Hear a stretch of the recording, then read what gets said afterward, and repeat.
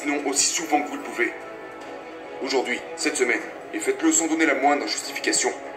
Hé, tu peux venir m'aider pour mon déménagement cette semaine? Non, je peux pas. Ou mieux, je ne veux pas. Parce que vous pouvez, mais vous choisissez de ne pas le faire.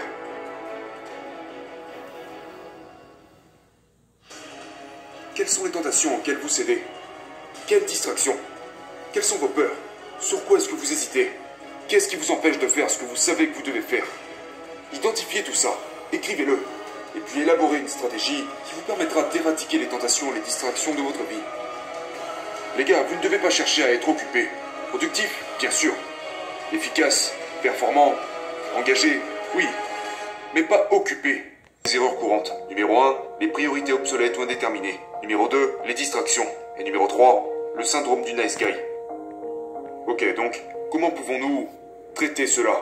Comment pouvons-nous gérer notre temps plus efficacement? Comment gagner plus d'argent? Comment être plus connecté avec votre femme? Comment tisser des liens avec vos enfants? Comment se faire des amis? Comment vous approfondir dans les hobbies et les activités qui sont importantes pour vous? Eh bien, vous allez le faire de cette façon. Numéro 1, planifiez votre vie. Planifiez votre vie. Vous prenez un moment, absolument tous les jours, et vous planifiez vos journées. Parce que si vous ne planifiez pas vos journées, vous allez vous laisser distraire par les personnes de votre entourage, par les circonstances extérieures, les situations, par tout ce qui se présente à vous, et c'est juste aléatoire et chaotique, et inefficace. Ce n'est pas productif. Et en fin de compte, c'est l'antithèse des résultats que vous voulez obtenir. Messieurs, planifiez vos journées. Je ne peux même pas vous dire avec combien d'hommes je parle qui n'ont pas d'emploi du temps. Ils n'ont qu'une sorte de liste de tâches à accomplir. Ils n'ont qu'une forme de priorité ou d'instruction écrite sur la façon dont ils vont accomplir leur journée. Ils n'ont pas de stratégie pour faire face aux distractions. Ils ne savent pas dire oui à certaines choses et non à d'autres choses. Ils ne savent rien de tout ça. Les gars, planifiez vos journées. Maintenant, peu importe comment vous le faites. Que vous utilisez Google Agenda ou que vous planifiez sur un bloc-notes. Je m'en fiche de savoir ce que c'est. Mais planifiez vos journées. Faites-le tous les matins sans exception. Oui, même les samedis et dimanches. Lors de vos, entre guillemets, jours de repos. Au passage, il n'y a pas de jour de repos, mais on en parlera une autre fois. Planifiez aussi ces jours-là. Maintenant, ce que vous faites lors de ces jours peut être un peu différent. Si c'est dimanche, peut-être que vous voyez ça comme un jour de repos. Mais cela ne veut pas dire que vous devez laisser cette journée au hasard. Non, planifiez-la. Mon service religieux de telle heure à telle heure, le temps avec ma famille de telle heure à telle heure, les repas ici, la sortie entre amis ici, la lecture ici. Donc même lors de vos jours de repos, vous devez rester organisé et structuré. Numéro 2. Identifiez les oui et identifiez les non. Et c'est beaucoup plus facile si vous planifiez vos journées. C'est nettement plus facile si vous avez un plan de bataille, que vous connaissez vos buts et que vous savez ce que vous voulez accomplir. Parce que tout ce que vous avez à faire, c'est dire « Ok, voici une opportunité qui vient de se présenter. Et je dois répondre oui ou non en fonction de là où elle me mènera. Laissez-moi vous donner un exemple. J'ai un ami à moi qui est adepte de mes podcasts depuis des années maintenant et qui voulait un coaching individuel. On avait déjà fait un truc comme ça à l'époque et j'étais très intéressé à aider cet ami en coaching individuel sur une base régulière. Donc j'y pensais de plus en plus, mais je me suis dit, j'ai déjà ces priorités, j'ai ce truc à terminer, j'ai ces projets qui sont en cours, et vous savez, même si je voulais aider cet ami grâce à cette relation de coaching, j'ai dû prendre la décision, basée sur mes priorités, car je devais honorer mes priorités. J'ai dû envoyer un email à cet ami et lui dire, « Hé, regarde, j'ai déjà ces projets et ces tâches en cours, donc je ne suis pas en mesure de t'aider maintenant. Mais je te souhaite le meilleur et, si tu as des questions, je serai heureux d'y répondre. Mais nous ne pouvons pas entrer dans une relation de coaching. » Maintenant, combien d'entre vous, à cause de l'argent, ou à cause de votre désir d'être gentil ou d'être perçu comme gentil, ont accepté de porter des choses sur leurs épaules, et puis avaient sacrifié toutes les autres choses que vous aviez en cours?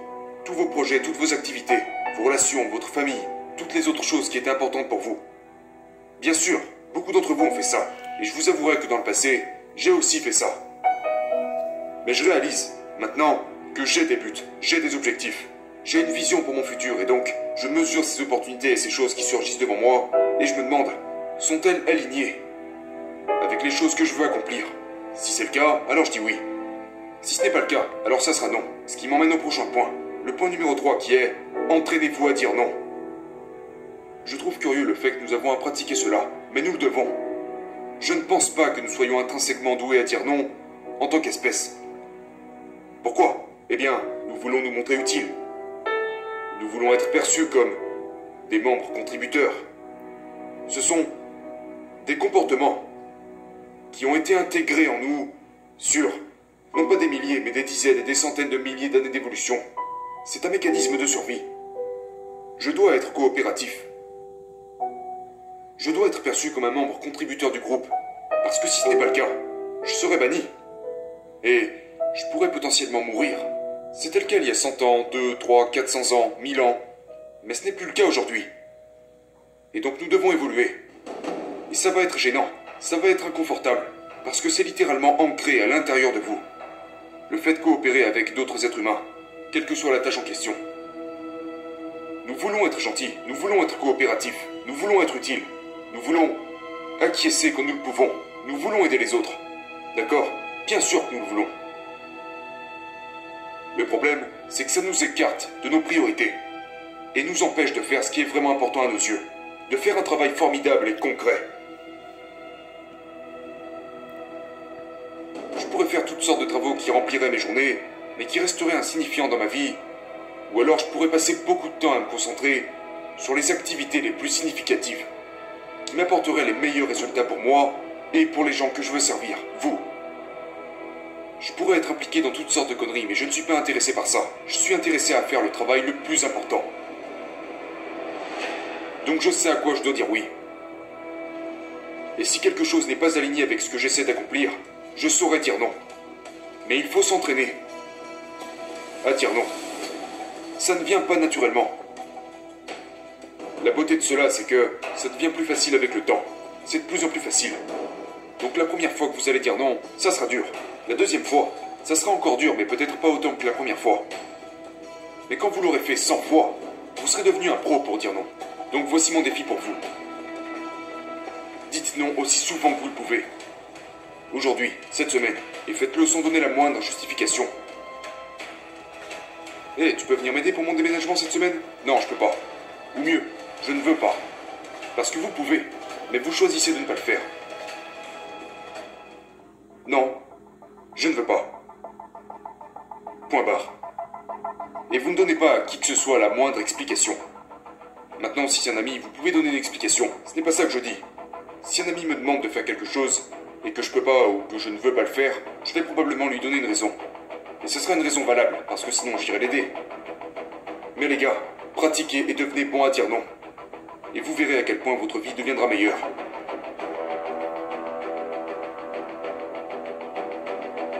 Point numéro 4.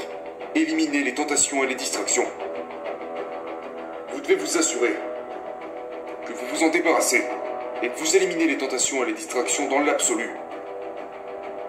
Parce que comme ça, vous n'aurez plus à concentrer votre volonté sur des choses comme l'alcool, la drogue, la pornographie et toutes ces choses qui ne sont que tentations et distractions.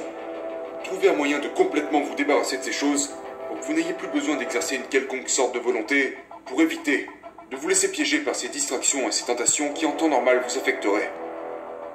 Mais vous devez également être honnête. Quelles sont les tentations auxquelles vous cédez? Quelles distractions?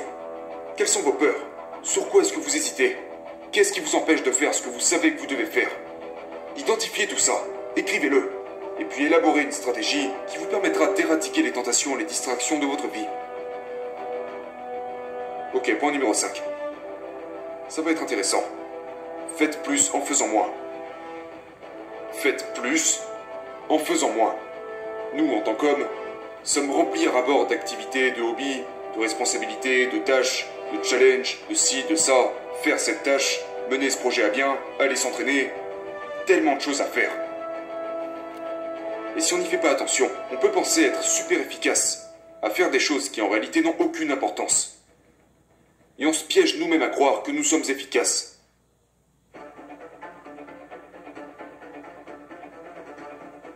Pensez-vous qu'être occupé est une bonne chose? Pensez-vous qu'être occupé est ce qui fait que les autres vous considéreront comme étant important ou spécial? La raison pour laquelle nous disons que nous sommes occupés est parce que nous avons identifié l'occupation comme une médaille d'honneur. Les gars, vous ne devez pas chercher à être occupé. Productif, bien sûr. Efficace, performant, engagé, oui. Mais pas occupé.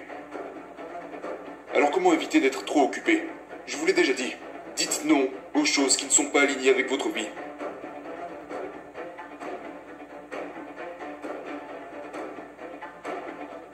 Donc le dernier point, c'est faites plus en faisant moins.